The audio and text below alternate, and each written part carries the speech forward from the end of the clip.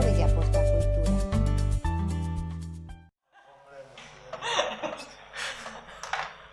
Esto era un engaño, ¿no?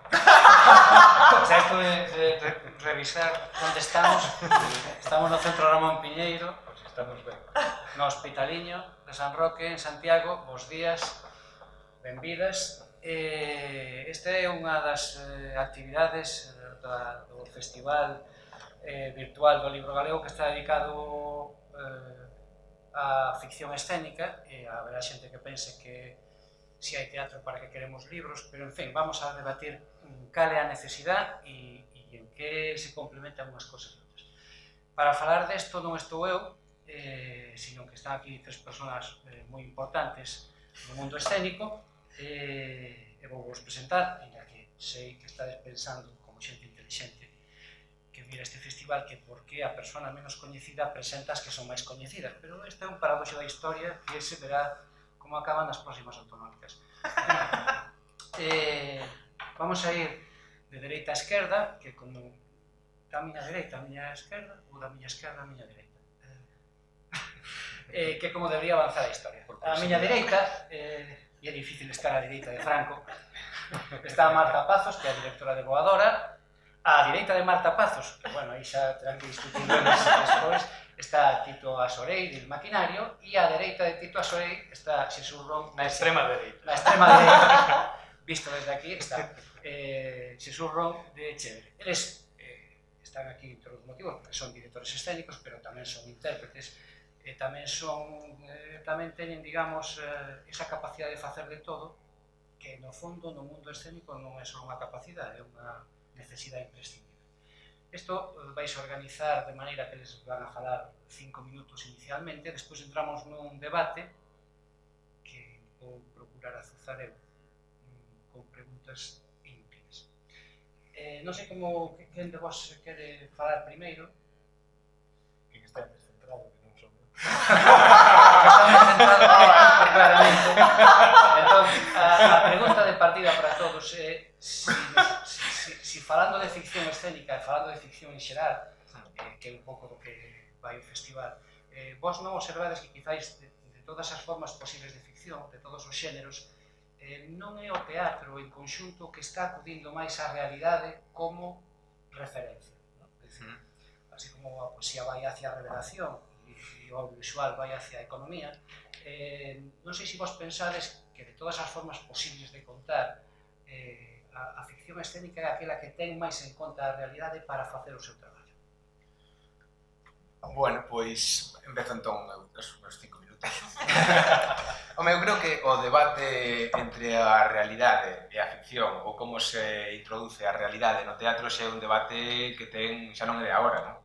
Xa é un debate que se iniciou xa no século XIX, non? Cos realistas, con Zola, con todo este movimento de como meter a realidade en escena, non? E penso que pasou durante o século XX por moitos modelos diferentes, non? Que de alguma maneira, pois empeza por Zola, empezaba como Antoine, como meter a realidade nesa hiperrealismo en escena, non? Que todas esas cousas frikis que facía, non? De se hai un armario ten que estar cheo de roupa por dentro, non? Algo tan aínda que non se abra en toda a función, non? E depois no século XX, pois cada un dos grandes teóricos ou prácticos do teatro pois fixo as súas achegas á realidade, non? Hai un Brecht, non? Que aportou o seu intento de realismo que tes en base a introducción de métodos circenses ou métodos da canción popular e tal, non? Eu creo que despois nos momentos actuais, non? Depois o saco con todo o movimento postdramático, todo o movimento que hai agora de teatro documento, creo que sí que é un feito evidente, non? Que o teatro que a realidade irrumpe en escena, non? Como din os teóricos, non? Que esa realidade irrumpe pois de diversas maneiras, non? Eso creo que é un feito. Eu non sou un especialista en poesía contemporánea nin en novela contemporánea, non sei o que están facendo os escritores, si sei o que estamos facendo máis ou menos a xente que nos podemos dedicar a isto. Creo que sí que hai un interese porque a escena recupere, eu creo que hai un termo que é o sentido da realidade, non? Que ante un mundo que cada vez está máis ficcionalizado, que todos somos espectadores masivos de ficcións durante toda a nosa vida, non? Que en series, en películas, en novelas, en todo. A ficción está construindo moito a realidade, non? Ou a realidade construíse en base á ficción. Incluso moitas charlas, non? Xuntaste con amigos e falas de ficcións, falas de tal, a serie que tes que ver e tal.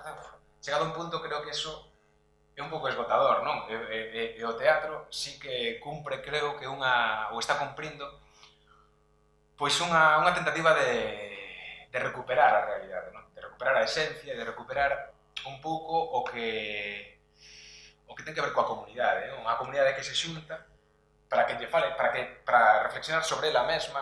E creo que aquí hai modelos, non? Que está facendo Chévere, ou que está, non? Que de falar dun país ou falar dunha sociedade en base a realidade, non?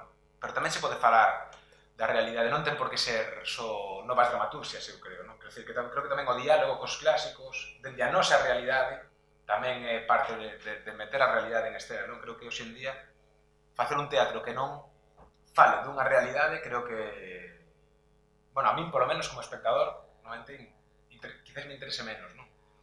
Creo que o pacto tamén que se establece co público, creo que tamén é algo a debatir intensamente, non? Quer dizer, ese pacto de realidade, ese pacto que ti estableces co público para acadar ese xogo, non? Creo que o teatro tamén ten ese punto importante, non? Así como a ficción ten un pacto normalmente moi claro, a ficción televisiva ou a ficción audiovisual.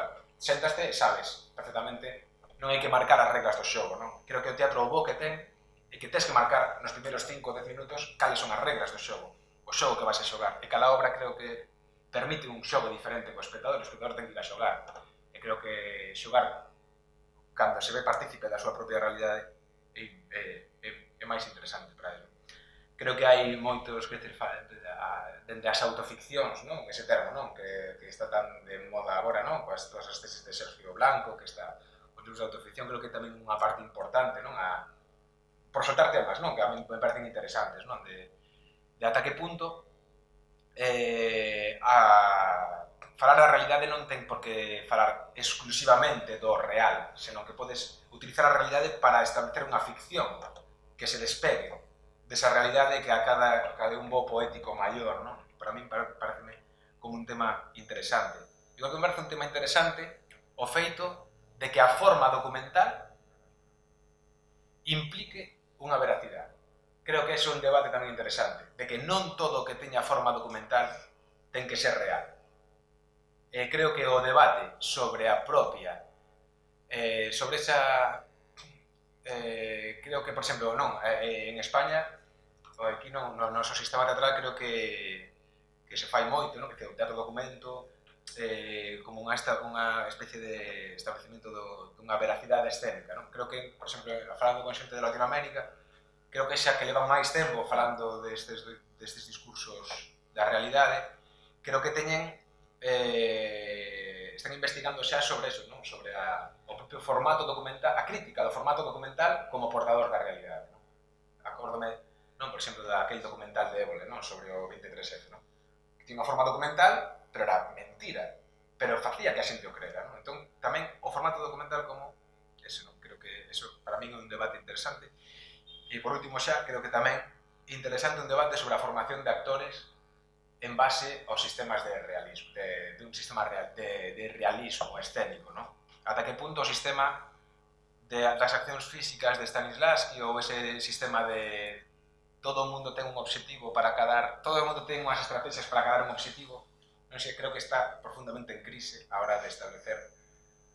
Porque creo que é un formato que, pese a ser moi soviético, nos seus inicios creo que resulta pobre para entender o mundo, porque deixa de lado o caos e o azar, e que a xente non ten por que saber que cojones quere en su vida, porque parece que todos temos como, eu teño un objetivo, as estrategias, pero o caos, o azar, a entropía do mundo contemporáneo, onde queda? Onde deixamos eso?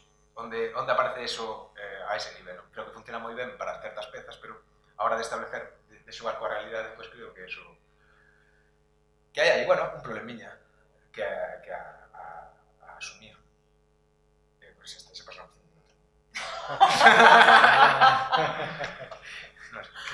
Quen vai agora? Xa te centrache. Eu, vamos, podo falar de los tres, non? Non sei, bueno, por ir recollendo temas, non? Así, bueno, eso, eu entendo así isto que propós Camilo de a ficción, a realidade, bueno, non sei, vou falar así un pouco desde a experiencia, porque tampouco teño moito máis. Entón, bueno, sí, nós sempre buscamos a realidade e isto do formato documental desde a ficción, non? Nunca renunciamos a facer ficcións, pero, bueno, o que se trataba era de darlle ese uso da realidade como unha maneira de contar unha historia donde o público que estaba na sala tamén estaría de alguma maneira implicado, xa que pues, temos esa posibilidade no teatro de compartir o momento histórico no que vivimos co público, ¿no? E moitas veces tamén o espazo. Entón, bueno, pues era un pouco utilizar esa realidade para crear ficcións, ¿no? Cando facemos Cítice, como tal, que é unha historia sobre Amancio Ortega, nos inventamos totalmente unha biografía, pero que está totalmente baseada na realidade que temos aí enfrente. Creo que é un xogo interesante, non? Desde esa perspectiva. Por buscar así alguna referencia, claro, eu creo que e ten moito que ver con isto que falabas tamén do pacto co espectador, ¿no? Que me parece que de repente é unha parte moi importante, por lo menos a nivel interno, ¿no? Que empezas a contar esa historia e dis, hostia, pero bueno, non a podo contar de maneira engañosa, ¿no? Entón, bueno, hai que establecer algún tipo de pacto que hai que renovar a mellor en cada peza e que é algo que diferencia mellor un teatro, se queres, máis convencional, onde hai un pacto que xa todo o mundo coñece, hai unha convención e non sei, funciona. Supoño que moita parte do teatro este contemporáneo, que lle chamábamos contemporáneo nos anos 80, fallou na súa relación co público porque ese pacto non existía. Ni había intención, ni había rastro, e entón, pues, tú ibas a ver aquelo e non sabías si pegarte un tiro, ¿no? Pero non porque non sabías onde agarrarte, ¿no? E, bueno, sigue pasando agora. O sea, non...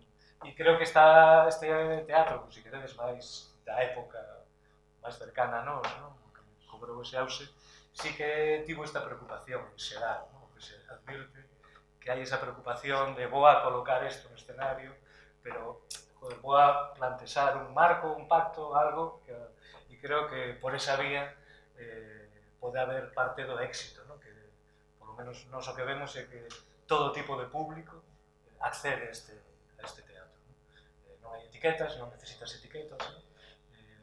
Pode ser máis ou menos raro, pode ser máis tal, pero nós o que vemos, non sei, facemos curva a España e vemos que desde un señor de 80 anos con moi pouca cultura literaria e cinematográfica ou teatral accede a esa historia e lle chega igual que ao profesor universitario. Bueno, o profesor universitario sempre ten máis peros, ¿no? E dificultades para aceptar o que se lle propón, pero bueno, é normal. No, pero por exemplo, para mí un referente que sempre foi así moi... bueno, de esos poucos referentes que tes toda a vida detrás, Orson Welles, aquel programa de radio que fixo adaptando a Guerra dos Mundos, ¿no? Aí non había pacto, o pacto en algún momento fallou co espectador e sempre tomou uno como algo de verdade e tal. Eu creo que a aspiración, moitas veces, de traballar coa realidade, pues, facendo teatro, facendo cine, non é chegar a ese extremo en que se confunda, porque senón é a demostración de que algo de raíz aí non funcionou, ¿no? Pero, por outro lado, o que dá é bueno, deixa ver a potencia que ten isto, ¿no? Sin tratar de confundir ese extremo que é ficción e realidade, pero para un espectador que estás aí, o que te está mostrando con esa mistura é algo que ten moita potencia. Eu creo que a podes, como espectador dunha ficción, eu creo que podes... Bueno, a mí comparto o que decías, ¿no?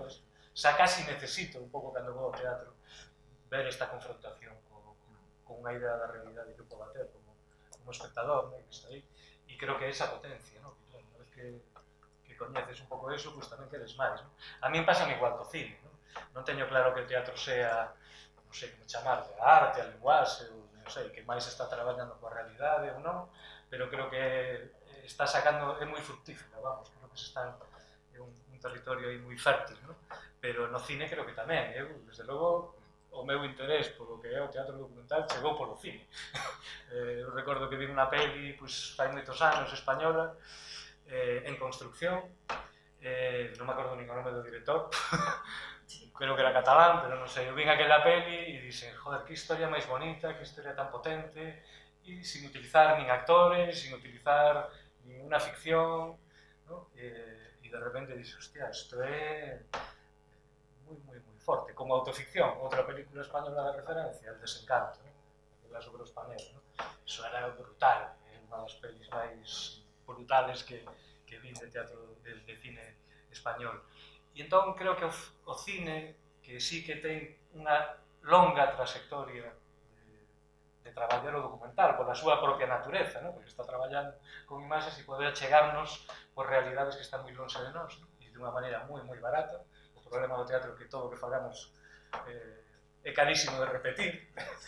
E entón eu creo que, non sei, desde logo pola nosa experiencia sí que nos bebemos do cine. O sea, eu recoñezo que o cine que máis me interesou nos últimos non sei cantos anos, sempre é cine que ten ese etiquete de documental, o que traballa de alguma maneira coa realidade, e creo que aí exploraron moitísimas posibilidades, non sei. E aparte chegando a gran público, que creo que é o máis interesante. Non estou falando destes documentais super raros que fan directores, sino de entras en Netflix ou en HBO e as series de consumo masivo, moitas delas son series documentais, ¿no? Todo este mundo dos asesinatos reais e tal, non sei, aí está unha peli documental de hai pouco que era de Jinx, que sobre un millonario estadounidense que ao final era un asesino e como va montando a súa estafa, pero o propio director que está facendo esa serie documental a está montando como unha ficción e se está tomando unhas liberdades que van moito máis alá do pacto co espectador, ¿no? E hai como de repente o engano, digamos, o sea, como construir unha ficción en base a datos reais, o creador o que acaba facendo é compoñendo a realidade como el quere que sea a súa ficción, ¿no? Bueno, tivo así moita polémica, ¿no? Esa serie por esa razón, porque a xente a viu como algo real e logo era todo unha montaxe, ¿no? Como estaban colocadas as pezas, porque para o tipo que estaba facendo era unha ficción. Pero bueno, aí creo que hai unha zona de roce que é moi interesante. E logo, bueno, non sei, en realidade, en relación coa vida real, creo que tamén ten que ver, ¿no? Por eso, que ao final as redes sociais tiveron un impacto mental en todos nós moi forte, ¿no? E son aquelas, para mí son ferramentas que nos axudan a ficcionar a nosa propia vida diaria. E entón, claro, cando entras nun teatro non queres ver máis personaxes creados para o que queres é a mellor darte un golpe de realidade, ou por lo menos é o que busco, xa, porque a realidade é tan ficticia, a nosa día a día, ¿no? Sobre todo creo que a través das redes sociais, que cando vas a meterte nunha novela, ou cando vas a ver algo, vas a ver unha obra de teatro, ou vas a ver algo de cine, pues, eu por lo menos busco algo que me toque, que me cambie a ver como funciona.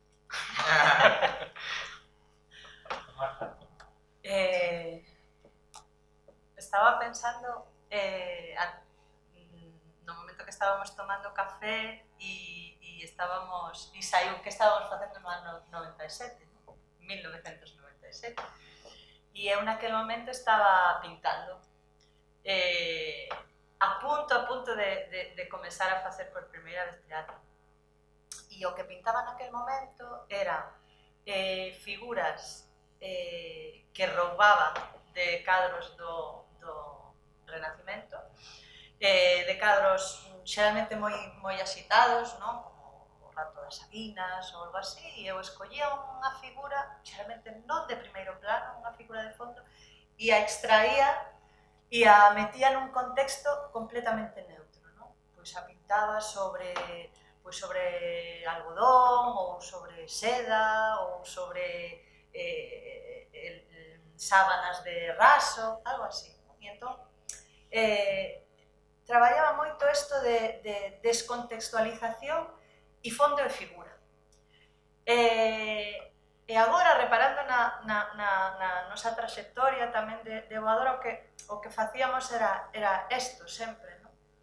en maior ou menor medida, non sacar algo do contexto da realidade a que nós, como artistas, tamén pertencemos, tamén somos parte da realidade. É algo moi caótico isto e tamén perverso, non? Porque é como que tú no teu ser artístico te colocas nun patamar diferente, non? Pero tamén formas parte da realidade e tamén eres observado, non? E despois de moitos anos facendo espectáculos sobre a arte e os artistas, que era algo que eu detestaba, o sea, pero sempre ao final me perseguía, a realidade chegou a nos, non? Por un convite, ademais, o primeiro proxecto que fixemos con xente que non pertencía ao ámbito teatral foi porque a compañía Trigo Limpo, que coñecimos a través de Chévere, pois nos convidou a facer un espectáculo sobre a comunidade, non? E ali fixemos fixemos antes o Joane, pero era con xente nova, con adolescentes que viñan do mundo do espectáculo ou que estaban participando pois eso, non? De formación de danza, de música e de teatro. Pero ali foi o confronto de nós cunha comunidade, non? Os portugueses e concretamente o Trigo Limpo tiña unha traxectoria moito de teatro da comunidade e xa dicían, por favor, non podemos facer máis teatro comunitario, por favor, non? Pero a nós aquilo enganchounos moito, non? Porque hai algo de cando tú colles a figura e a colocas noutro fondo, que é un fondo de fantasía, que todo muda, non? Pero tú tamén mudas. Hai algo que traballo moito con Fernando Epelde, o dramaturgo e artista inclasificable, e hai algo que lle preocupaba moito, non? Porque ele sempre buscaba moitas experiencias fora e viaxaba e eu dicía, pero por que sempre estás, non? Dicía, porque eu preocupame moito desengancharme da realidade, porque se eu somente estou con artistas en un contexto artístico, falando de artistas, non podo falar do mundo. Eu teño que estar en contacto co mundo para poder falar do mundo e transformar o mundo desde ele. E entón aquel pensamento a mí reventou a cabeza.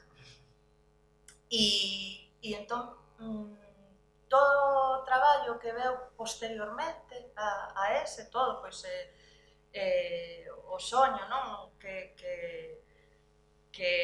era un diálogo con Shakespeareano, pero que falaba de eso, da liberdade de escoller, non? E da nova formulación sobre o xénero, nos permitiu coñecer outras realidades que de outro xeito non poderíamos estar tan próximas. E iso transformounos como persoas, non?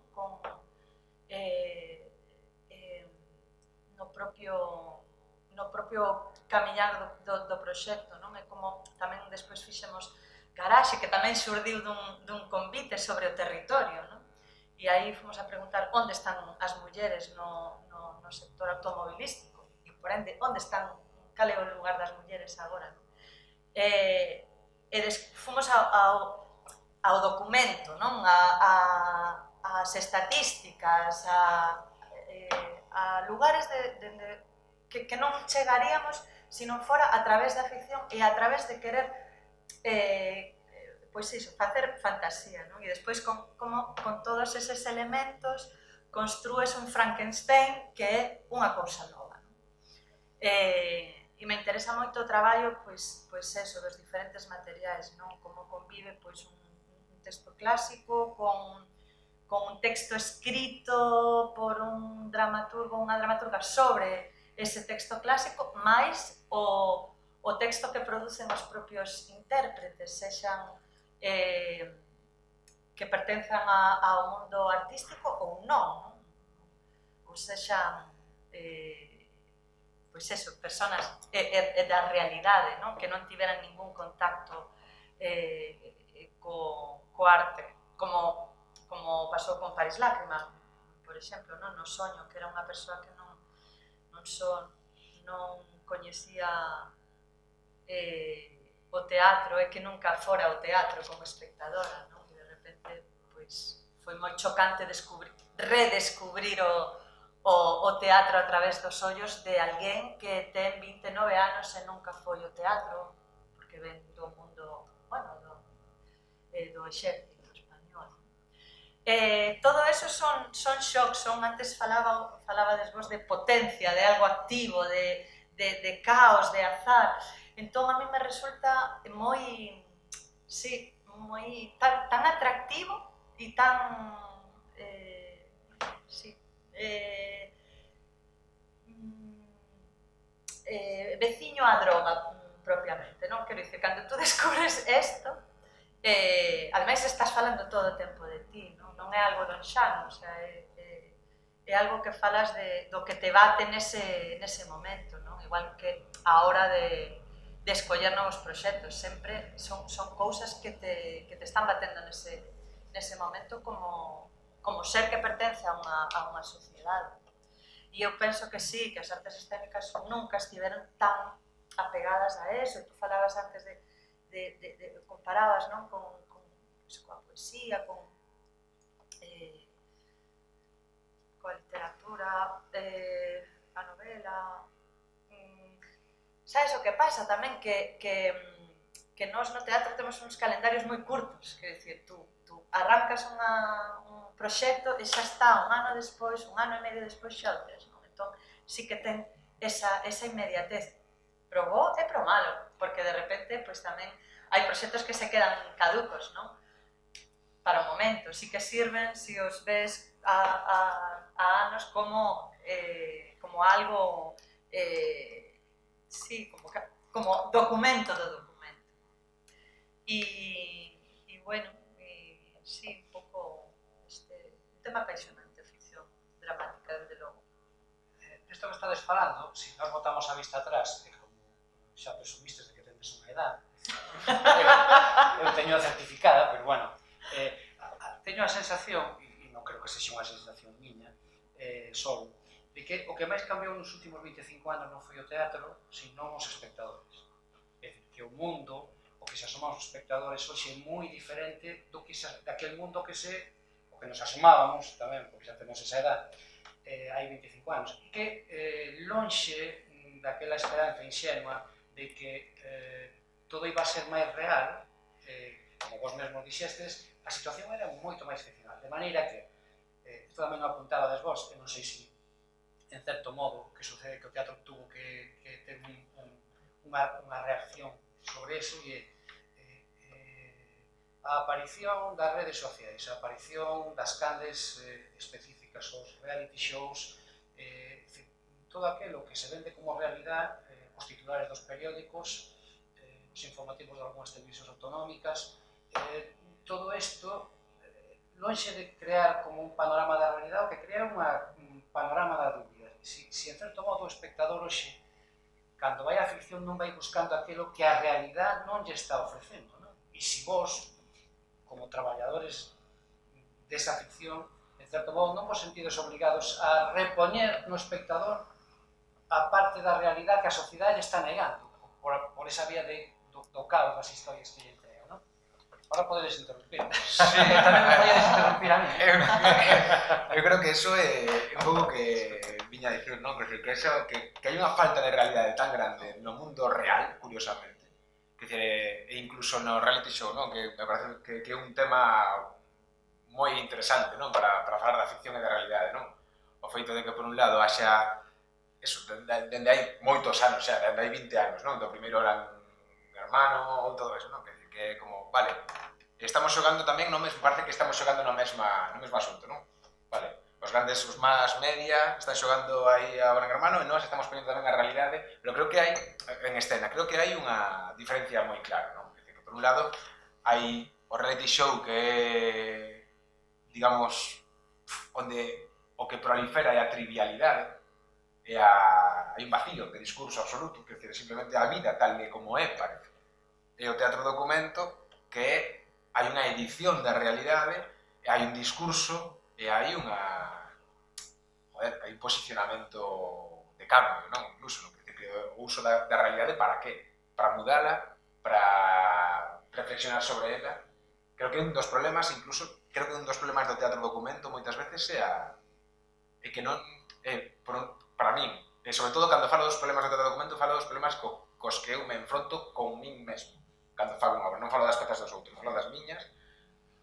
Por un lado é o solipsismo, é dicir, o que a mí me interesa os demais, estar atento a eso, non? A decir, vale, que a historia do meu avó pode ser fascinante para min, pero se eso non implica unha certa universalidade do tema ou unha certa conexión cos demais sociedade, pode ser unha peza que non deixa de ser eso, hai algo de ego aí, de decir, bueno, revela aquí su rollo, non? Para non ser o programa, non? Hai moito deso, claro. O teatro e a arte basicamente é eso, non? É exposición de ego. Exposición de ego, sí. Sí, pero bueno, que hai que ter como un certo, non sei. Eu creo que aí eso, a reality show o que conseguiu foi decir ya a todos os artistas, tranquilos, que isto se fai e é para masas. Claro, ¿no? Porque é como sumum de moita creación do século XX que estaba como intentando chegar a eso, a que non pasa nada, a mostrar a vida tal como é. A arte non o conseguiu, pero a televisión sí. Claro, Entón, sí. claro, eso foi un golpe aí para, supoño que hubo un corte, para mí hai un corte. Pero eso porque vos concededes de credibilidade o reality show, supoñendo No. que no fondo non este máis guionizado que ninguna outra cousa anterior. No, está guionizado, pero a xente se engancha a un canal de 24 horas e está mirando durante 24 horas unha obra, unha realidade totalmente ficcionada. Claro. Pero aí está feita, ¿no? Todo o demais foron aproximacións, pois, moi vagas, ¿no? E eu creo que todo isto da realidade e tal, para mí sí que ten, non vou a poner agora en plan historiador que non ten moito coñecemento, pero é como unha sensación de que o século XIX se acabou, se queredes, en gran hermano, a nivel creativo, ¿no? Aí houve unha ruptura con todo o mundo das redes sociais, ou como que quieran chamar e tal, pero aquilo que era a vanguarda do século XX e o que buscaba a vanguarda, hasta Pina Bausch incluída, eso é algo que non va a ningún lado, porque o mundo é diferente.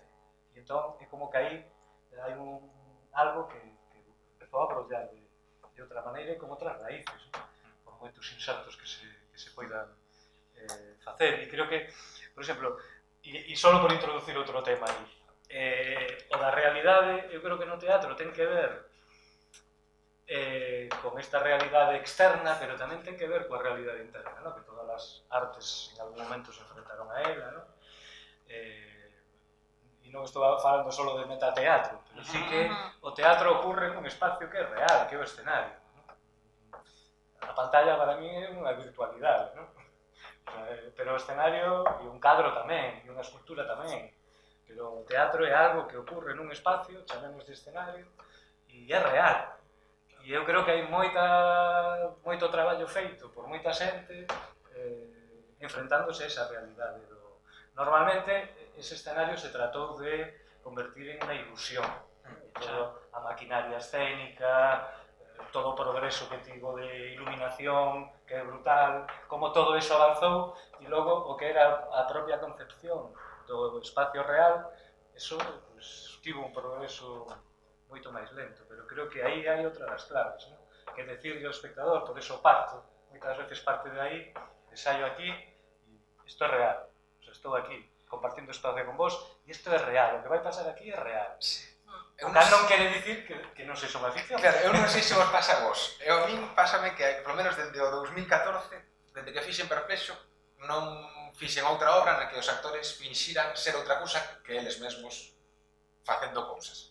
Xente facendo cousas. Pero eu creo que non é fuxir, Non é fuxir, pero para min é que creo que teño unha dificultade ás veces con sentarme e entrar alguén e que me cóstame afrontar o pacto de deixar a incredulidade de un lado. O pacto de ficción cada vez me gusta máis, precisamente porque é un espazo tan real e interésame tanto cando os actores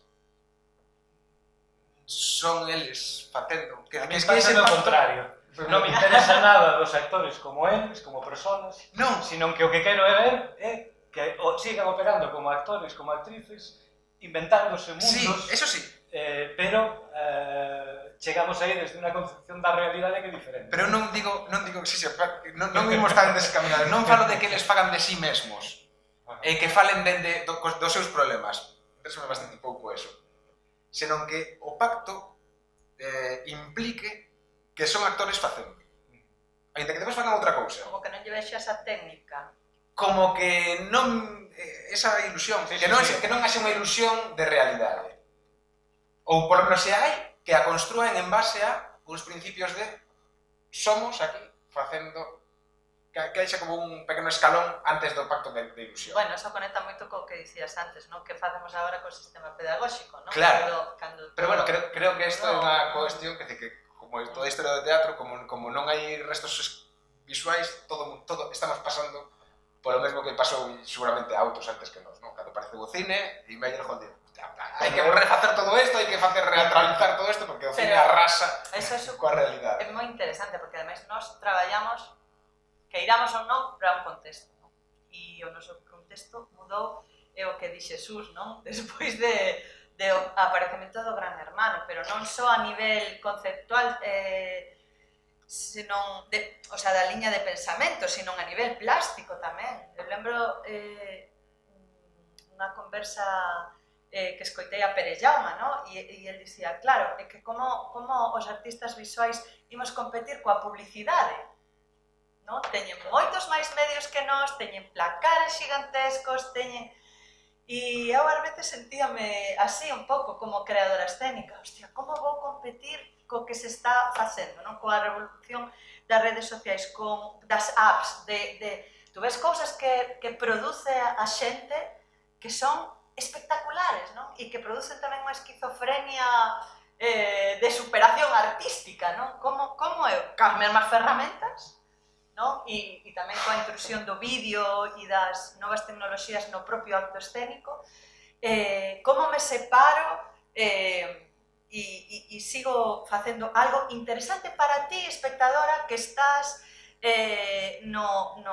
sentada aí nesa butaca e que tes o puto mundo na túa man, que incluso podes estar mirando críticas antes de empezar a obra que modifican o teu pensamento e o teu criterio. Ao final é que o teatro que sempre está en esa crise constante e iso lle axuda tamén a mellor, a ser un pouco así. Claro, absolutamente. Pero é porque non funciona, non? A xente necesita algo que ese ter o mundo na man, digo, está... En ese sentido, a mellor non cambiou tanto o espectador. Sí, o seu entorno, as cousas coas que pode operar, os interfaces estes tal, pero ao final a esencia do espectador é a mesma, que hai milagros, non? Que necesita algo, pues, que nun escenario acudindo ou encontrándose por casualidade unha escenificación de algo, sigue atopando aí algo que non atopa ni siquiera no seu móvil de smartphone. Sí, pero aí está, o sea, para min aí está a potencia do home, eu creo que o teatro ten ese punto que non ten ningunha outra cousa, non? Que como tes que estar. Porque non podes marchar, ao principio non podes mirar o móvil. Entón, claro, son espectadores cautivos. E frente a cautivos non que pagan a entrada, claro, realmente, que decir, e hai unha cousa tamén moi boa, creo, que dura o que dura, e non pode durar máis, non hai unha segunda parte. Que decir, cando, evidentemente, o público tamén está como moi afeito a ficcións que son, que decir, eu imagino os guionistas de Netflix como Xerezade, non? Das 1000 e unha noches, non? Que decir, xogándose a vida en cada guión para entreter a noite seguinte o sultán ali, non? Porque teñen que enganchar para seguir. En cambio, o teatro é unha ficción pechada. É unha ficción pechada na que non podes ni mirar o móvil, normalmente, porque molestas o demais. Implica como unha atracción tan grande que non sei, que creo que é moi diferente a recepción dunha peza de cine ou de televisión, non? No, bueno, non é que me guste moito. Entras ao teatro últimamente, o primeiro aviso que che dá en público é apaga o teu puto móvil, abandona esa realidade. Bueno, é un rollo, a mí me resulta moi agresivo. E normalmente o que fago é, hostia, pues ahora vou manter encendido. Claro, pero realmente a mellor é a única hora e media no día na que non ves o móvil. Sí, eu creo que non é necesario. O sea, a mí non me molesta que a xente este co móvil e que interrumpa, porque o teatro interactivo, e se a un actor lle molesta que alguén, pues, sentímolo moito. A mellor é cuestión dos outros, claro, que llevas a facer. Digo que estás aí, ¿no? Tamén pode caer algo, pode pasar un autobús aquí ou unha ambulancia e o ruido pues entra normalmente nos teatros. Isto vai soltar jurisprudencia.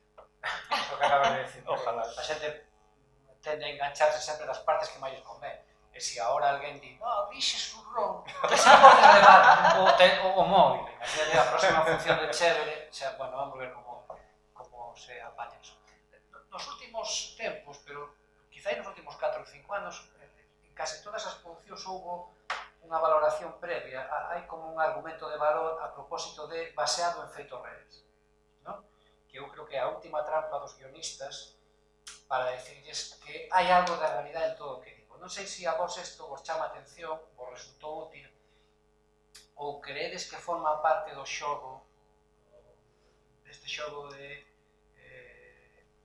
o que necesitamos non é algo de verdade, non?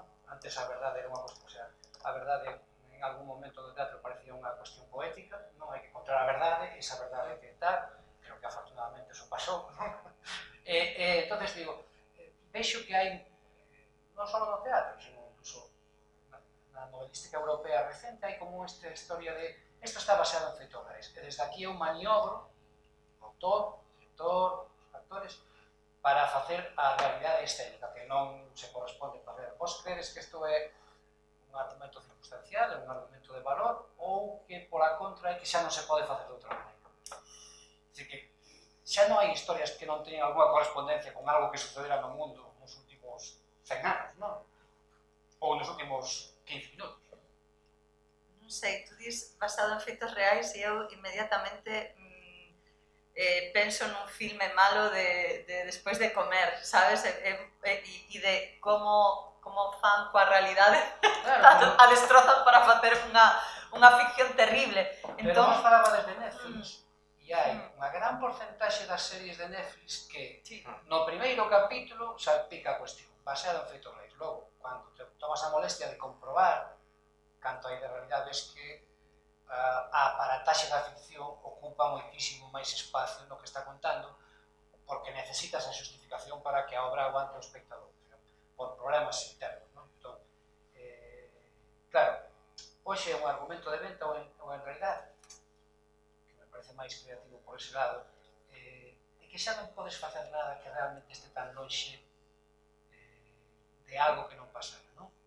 Ou de algo que en algún sitio non pasa. Bueno, sigue habendo ciencia ficción, non? É un xénero de éxito, non? Que sería como o refugio de toda esta parte que, aínda que teña relación con... Bueno, Marta Paz foi astronauta, pero... Eu tamén, mira, ves? Moito máis. Eu fuches Stephen Hopkins. No, pero bueno, eu creo que ao final o público que busca no teatro ou nunha novela tamén é algún tipo de explicación poética, si queres explicación como pues, unha posibilidade de organizar de alguna maneira comprensible ou medianamente comprensible o que nos está pasando. Shakespeare o facía pues, aludindo a historias e a un imaginario que o seu público pues, tiña moi presente. ¿No?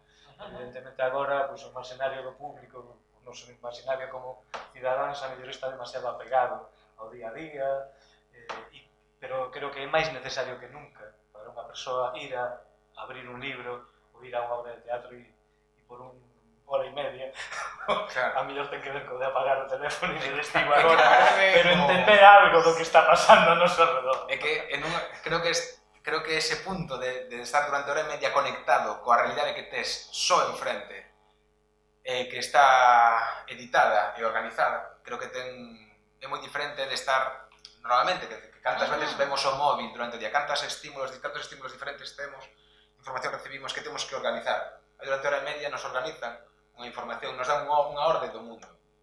Non, o mundo do caos, que xa dicía, creo que Peter Weiss, que no casi do texto fundacional do teatro documento, que collemos o caos do mundo e organizámolo e editámolo para dar unha visión, unha explicación, unha razón, non sei que, non sei quanto, tal. Entón creo que eso é moi real, xa, que é hora e media onde estás vendo, por lo menos, unha realidade que non ten que ver co móvil. Sí, hai algo enerxético aí moi forte, non? Hai algo que non que ten que ver non son co que falamos, non?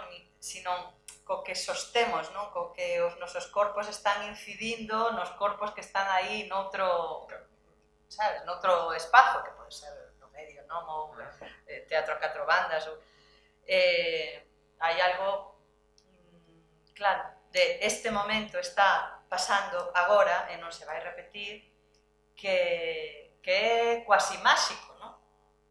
A pesar de ser o máis real. E despois, joder, todo o que está pasando agora mesmo, neste mesmo momento, antes de subir aquí, viñamos con mascarillas. Como íbamos pensar que isto, falabas de ciencia ficción, non? Eu me lembro dun poema de micropoema de Ajo, non? Decía, parece ficción, debe ser la realidad. E é isto, non? Como explicamos isto que está pasando e que ninguén esperaba? Pois a arte é a solución para eso, non? E o teatro vai explicar moito de eso, incluso fuxindo deste momento de non querer reflexar iso, non? A nos colleunos isto no medio dos ensaios e no espectáculo estábamos utilizando EPIs.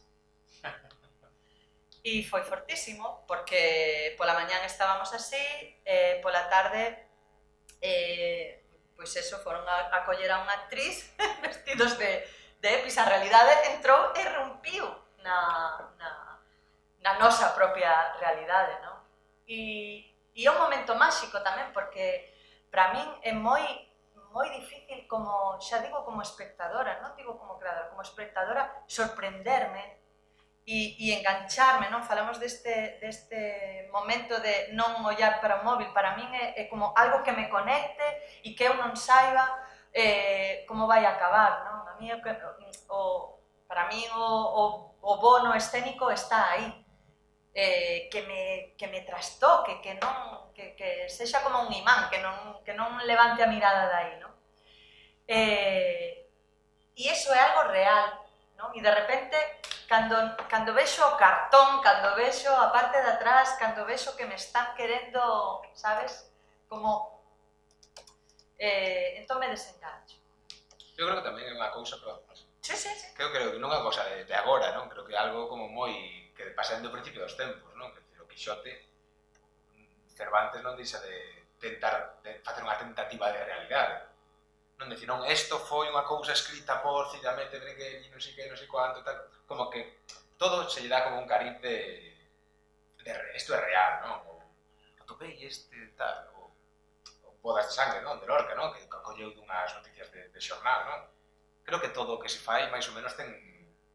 Eu creo que o cambio máis forte non está tanto a mellor en eso de baseado en feitos reais, como distinto, sempre, de alguma maneira foi así, sino que eu vexo unha obra de Lorca feita como se fai habitualmente, e ainda que estaba baseado en feitos reais, a min hai unha barreira aí que non me funciona.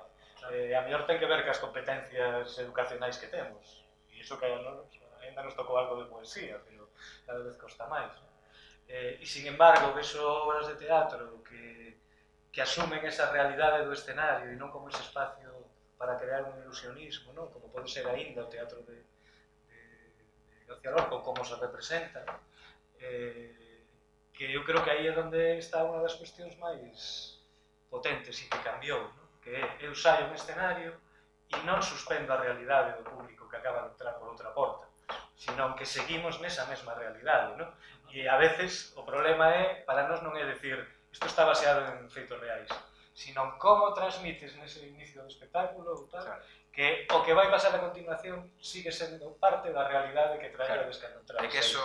Pero que ao mesmo tempo é un mecanismo mental no espectador que lle permita aceptar o que ti vas a contar, pero desde esa posición de non, son estes señores tal, para min non fai falta chamarlles polos nomes de pila, nin esas cousas, pero me parece que foi unha exploración por aí, que a mellor sí que non chegou a moitos lugares porque era un pouco algo antigo, non? Pero sí que creo que o público percibe esa realidade, acepte a realidade de que o teatro está pasando aquí e non hai máis tal. Eu, eso, cada vez é máis ver o escenario como un set de rodaxe, como un espazo de traballo que está aí e a ilusión que vamos a crear, decíalo ti antes, está a mellor na imaginación de cada espectador, e canto máis sucio para mí, máis sucio, máis revolto, menos poético, pues casi mellor, non? Para conseguir a mellores efectos. Porque parece máis auténtico. Porque, sí, porque o ves como, non teño nada onde mirar que sea interesante. E iso é a realidade, non? Que non hai nada onde mirar, máis que unha posta do sol. Pois vale, este teatro non é unha posta do sol. Non busques o rayo verde aquí porque non nos interesa para nada. Sí, a mí, recordome, por exemplo, unha peza de... Cando falaba do pacto, non? E o que diste, non? Que ter unha peza de Veronese, non? Que facía un Hedda Gabler ou facía Hedda Gabler e Casa de Bonecas, as dúas en días consecutivos, non? Que era unha interpretación hiperrealista, os actores ian, bueno, tope realista, vamos, super intenso todo e unha maravilla. Pero, claro, metíaos nunha escenografía que era como de teatro aficionado, de pueblo total. O sea, como, dúas paredes, vamos, moi aficionado. E iso, claro, funcionaba. Adiós. Porque eso mismo, nunha escenografía realista, sería como, bueno, xa está, xa, non hai ese pacto, xa sería diferente, non hai que decir, hola, soy Tito Asprey, voy a hacerte todo. Non falo de eso, non falo de que o pacto xa se dá por implícito cando ves unha escenografía tan cutre, o mellor, ou tan esencialista, en oposición tan clara a unha posta en escena tan hiperrealista de actorazos increíbles, non? Que só funciona, creo, nese espacio, para mí, xa. Porque... Mirad unha cosa, porque antes Xesús aludía a esta cuestión de que quizáis o público, os espectadores, e algún día tenemos que facer unha matización entre que é público e que son espectadores, porque eu creo que a estas alturas do século xa non é exactamente a mesma cousa, non? Van ao teatro quizáis buscando unha explicación a todo o que pasa. Entón a pregunta sería, vos, cando vos poñedes a traballar, pensades que o público vai ao teatro buscando algunha explicación do que pasa? O sea, para vos, eso forma parte da obriga de facer ficción? Estalo tomando moi literal, pero acepto, No, xa entendí que as cosas non son exactamente no grado en que se expresan, porque senón o mundo sería a hostia. Non somos tan importantes. Quer dizer, sí que pode ser certo que a xente, que non diga, bueno, vou entrar aquí a ver se alguén me explica os bonos basura. Non, pero, bueno, igual encontra un mecanismo de razonamento, non? Vos, cando vos poñedes a traballar nas vosas obras, pensades que, en calquera caso, tendes que aportar algún mecanismo de razonamento, alguna ventana de explicación, ou en realidad eso aparece? Non sei, eso é un presuposto de partida? Non, para min aparece no camiño. E eso pertence ao misterio da creación, non? Moitas veces tú queres tratar un tema e o proxecto artístico vai ir sobre ese tema, pero en realidad é unha matriosca que te vai levar a outra cousa, non? E eu non rebento un pouco esa tiranía de pensar na solución final, sabes? Porque senón sempre estou pensando nos ollos que miran, non no, sabes? Como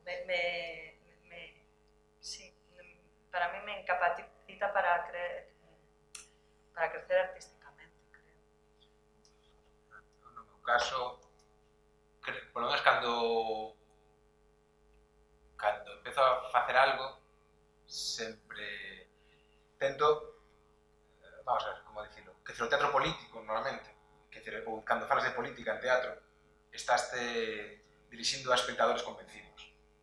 Porque normalmente a xente que vai ao teatro a ver unha peza tal, non é... Normalmente un tanto por cento alto son espectadores convencidos das propias ideas. Porque moitas veces parece que se fai teatro político pensando que os espectadores van ser os políticos culpables das cousas, non a xente que é culpable. Entón, o que sí que o único que teño en conta é que as contradiccións, de buscar as contradiccións que hai en min con respecto ao tema que trato. É dicir, que eu sexa, en todo caso, parte da culpa do problema. Eu como cidadán. Non colocar a culpa fora, senón colocar a culpa, a posible culpa ou a posible contradicción do problema en min. Porque tamén considero que, bueno, como director, ese é o primeiro espectador, e, bueno, se a mí me pasa, supoño que se lle pasará a máis xente. Entón, eso sí que é o único, creo, que poño o foco, non? En non colocar a contradicción ou o problema fora de min, senón eu son parte do problema. Cando falo cando falo perplexo, que claramente falo dunha incapacidade de estar no mundo e de ter unha identidade clara nun mundo, non? Ou cando fago fariña, que non me... Creo que poño o foco máis na contradicción dunha sociedade que permite que eso pase e non na culpa dos narcos. De feito, ni sequera decidimos poñerlle nome aos narcos porque dame igual que se chame Ouviña ou que se chame o que sea. O que está claro que hai un caldo de cultivo que permite que eso pase. Se non fora Ouviña sería outro que ocuparía o seu lugar. Pero está claro que o problema non son eles. O problema é que eso vai pasar porque as condicións sociais permiten que pase.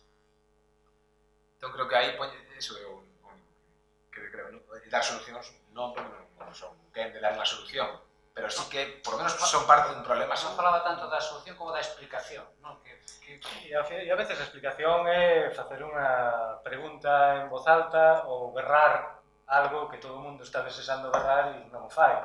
Creo que nós temos o privilexio de poder berrar eso que escoitamos, non? Creo que a arte, o sea, o teatro, para mí, o bo que ten, e o que, non sei, nos enganchou, é a capacidade de escoita que ten, non? O sea, nós realmente, o único mérito que temos podría ser que temos algunha capacidade de escoitar que pasa e que se escoita e de leválo a... Nos, desde logo, pensar no espectador ou no público, dame igual como lle chamemos, é fundamental, é o primeiro que facemos, non abandonamos en ningún momento, pero non para darlle ao espectador aquilo que presupoñemos que poda agardar de nós ou deste momento, sino a veces todo o contrario, non? Entón, nunca deixar de pensar nel, porque a veces chegas a un momento que dis, vale, chego aquí, pero necesito sorprender por algún lado, entón, bueno, sempre estar colocándote un pouco na pel do espectador. E logo, creo que un pouco como enfrentarte a... O sea, creo que ter moi claro cal é o punto, ou é o que procuramos, ter moi claro cal é o punto desde que vamos a partir, e non ter nin idea, nin querer saber a onde vamos a chegar. Ainda que ao final sempre máis ou menos chegas a un sitio que non estaba dentro, o sea, que estaba máis ou menos dentro do previsto, non? Pero que ese lugar de arranque este moi claro é difícil. Para nós resulta moi laborioso, e isto de falar con moita xente, telo claro entre nós, tal, e algo que nos está axudando é, pois, non é que fagamos a mellor teatro político, pero a intencionalidade de todo o que facemos é política, no sentido de da política na súa concepción original, non?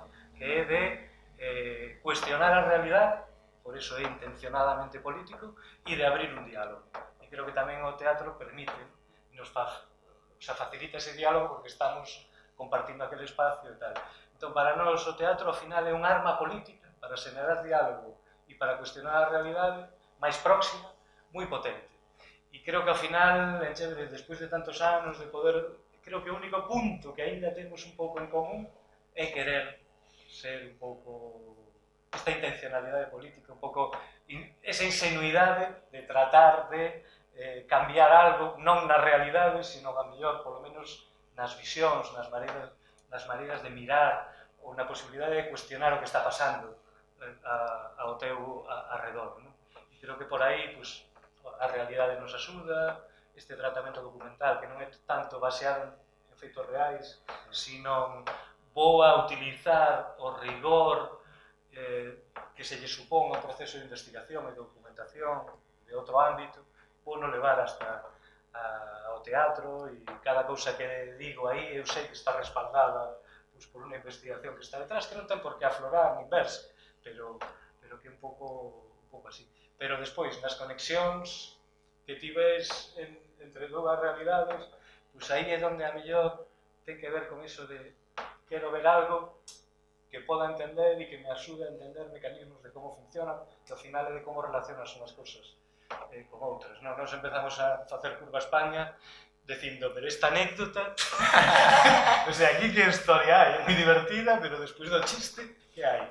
E, bueno, pois a mellor o oficio consiste un pouco en buscar esas relacións e que o público que se divirta, que este interesado durante o tempo que está ali, sin ver o seu móvil, e que ao final, bueno, pues diga, hostia, pues mira, hai algo aí que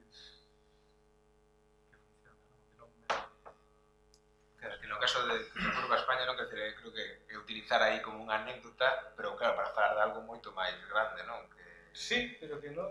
Que o mellor eso foi un disparadeiro para... Claro, foi a aventura que dis, non? Non sei a onde vas a ir, pero se sale mal, pois salir mal. Claro, eu creo que tamén moitas veces non, a mí non pásame, non? Quer dizer, que eu fago un texto sobre estas gafas, pero as gafas son simplemente unha excusa para, ao final, acabo sempre falando dos mesmos temas. Quer dizer, podes facer 4 obras diferentes, pero que son a mesma, falas do mesmo, sempre falas máis ou menos do mesmo, de ti. De ti e da tua visión, o sea, de ti me refiero de como ti ves as cousas. Sí, non, o sea, creo que sí. Nos procuramos non facer. Pero ao final é inevitable. Ao final, eu non me vexo reflexado nas obras de Chévere a nivel do que sou eu, se sou Ron, como o teu alter ego que traballa aí. Sí, claro. Pero sí, ao final, claro que... Un pouco por esta intención un pouco colectiva ou grupal, non? É dicir, si unha compañía de teatro que sentido ten agora, pois eu diría, despois de tanto tempo, o sentido que ten é de vernos reflexados o que temos en común esa serie de persoas, non? E hai unha parte de nós en todo eso, non? Pero é o que o grupo nese momento, non? Claro. En cada momento, pues, é distinto, non? Porque a mí me resulta moi difícil pensar o mesmo, interesarme por o mesmo en todo momento, a veces non apetece facer absolutamente nada, Claro. ¿no? Sí, Pero é interesante como un proxecto como o voso, non? Que se pode estudiar ao longo dos anos porque realmente hai como un pensamento que é diferente a vos mesmos comunidade que o pensamento de Chévere, non? E a súa propia identidade como grupo. Eso é fascinante. E que non sea un lugar cómodo. É dicir, que podo ter eu que ver con Miguel? Pues, casi nada. Ou con Patricia. No, a nivel de cosas reais, de como xestionas a túa vida privada, que che gustan, que aficións tes, que amigos. No, pero de repente hai algo aí onde conseguimos... Bueno, creo que é o que teñen as compañías, ¿no? Pues que consiguen crear esa posibilidade de facer cousas juntos. Bueno, estamos no tempo, non sei se queredes decir algo de sentencia para terminar antes de poñer a mascarilla para salir á realidade, pero como sei que os espectadores da Flip son xente que non foi capaz de mirar o móvil nesta última hora e cuarto, hora e 20 minutos que estamos falando, vamos facer dous apuntes, non? Para que non teñan que ir a San Google a mirar, era José Luis Guerín quen dirixiu En Construcción. Pero está ben que a xente vaya a mirar, ¿no? Pero digo que para que non pensen que nos despistamos con respecto a arquivos, hai arquivo. E aparte estuvo en Cine Europa, e presentou unha e tal, e logo era Ricardo Franco quen dirixía Desencanto, a cuestión dos Ti crees, Ricardo Franco? Eu penso que A era mí me sona máis a un tipo con apelido vasco, así. Zulueta. Pero zuleteo. No, Zulueta non. Eu creo que, bueno, ahora é o momento de mirar Google, pero van a Chavarri, pode ser. Non é moi vasco. Jaime Chavarri. Pode ser, non sei, Non, eu pensei que era Ricardo Franco, pero eu levo todo o meu apelido. Claro. Esto era unha autocita. Perdón por esto, pero ahora van a ir a San Google e van a confirmar. No caso de Construcción sí que era Guerín, que non parezca que deixamos a xente na ignorancia para nada. Bueno, 1.000.000 de gracias por estar aquí. A vos. Non sei, e seguir facendo eso, intentar darlle explicacións. Ahora, en Non privado, falamos nada do de ler teatro. ahora en privado pido vos unha explicación por as cosas que me pasan na vida que son moi extrañas. 1.000.000 de gracias e ata outra.